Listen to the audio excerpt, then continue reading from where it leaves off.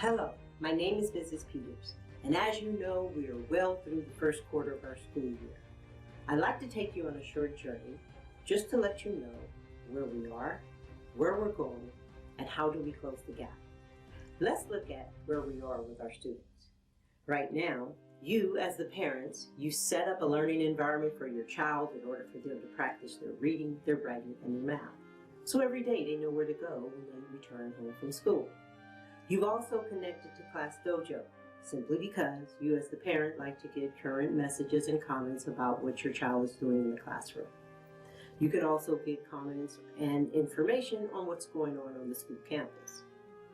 Also, you as a parent have connected to Infinite Campus, simply because as a parent, we don't like surprises when it comes to our child's grades.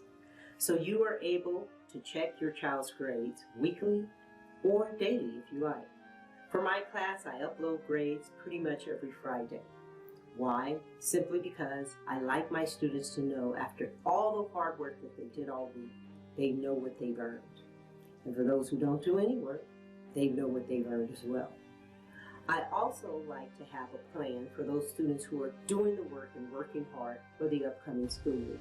This is why those grades are in Infinite Campus, and I try to do that weekly. So please check them.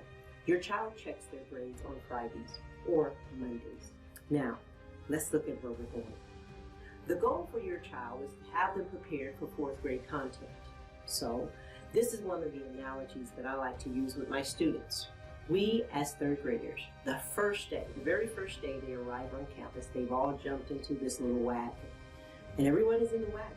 But you have those students who are sitting in the wagon and they're riding comfortably in our little third grade wagon.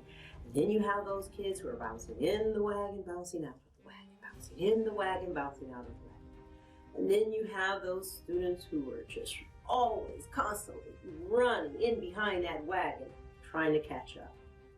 If your child is the latter, there's a very good chance that your child is not at grade level. So let's talk about how do we close the gap for those students. As a third grade educator, I'm working with your child, giving them those math strategies and skills that they need in order to be successful in third grade in preparation for fourth. They're also getting reading strategies to help them comprehend what they're reading. They're also getting strategies on how to be better writers for third grade in order to be ready for fourth grade.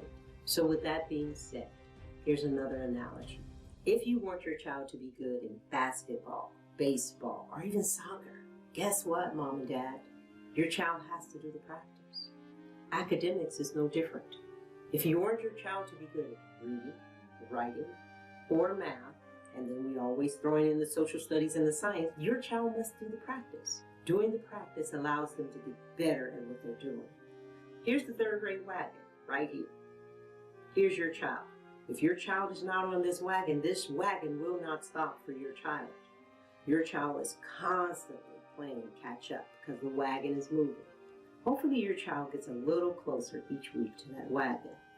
So with that being said, practice is vital for those students.